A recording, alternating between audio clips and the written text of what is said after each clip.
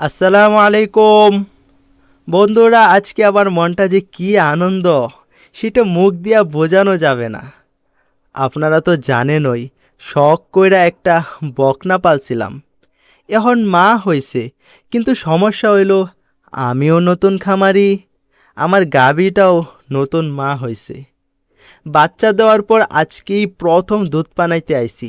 গোয়াল ঘরের গোবর পরিষ্কার না থাকলে তো আর দুধ পানাইয়া মজা পাইব না, তাই গোবরগুলো একটু সাইডে সরাইয়া লই। ঘর তো সাফ করলাম, এখন আসল পরীক্ষা। গাবিডারে একটু খাটু কইরা ভাইদা নিলাম, যাতে লাথালাথি না করে। এরপর বাছুরটারে ছাইরা দিয়া উড়াইলাম। আপনারা যারা খামারি আছেন তারা অবশ্যই জানেন, দুধ নামাইতে হইলে বাছুর দিয়া উড়ান দেওয়া লাগে। কিন্তু ভাইরে ভাই, বাছুর উড়াইতে গিয়া তো আমার গাম ছুঁইটা যাওয়ার দশা। নতুন মানুষ তো বাছুরটারে ঠিকঠাক মতো ধরতেই পারছিলাম না। একবার এইদিকে যাই তো আরেকবার ওদিকে। মনে মনে ভাবছিলাম, কপালে কি আজকে দুধ জোটা আছে, নাকি প্রথম দিন ওই খালি হাতে ফিরতে হবে।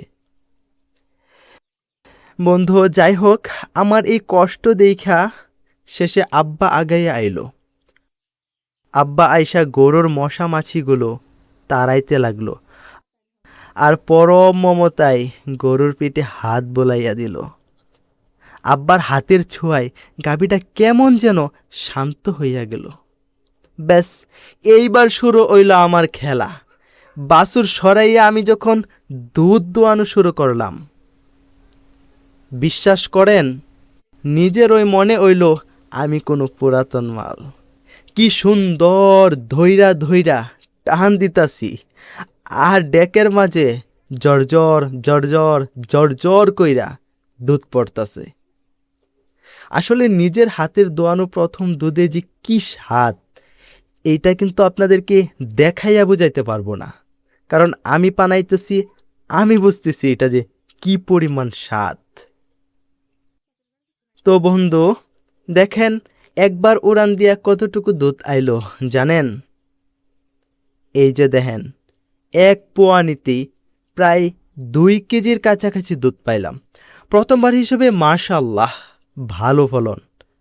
আসলে ধৈর্য ধরে চেষ্টা করলে অসাধ্য কিছু নাই। তাই আপনারাও দোয়া করবেন যেন আমার এই নতুন মেহমান আর গাভীটা সুস্থ থাকে।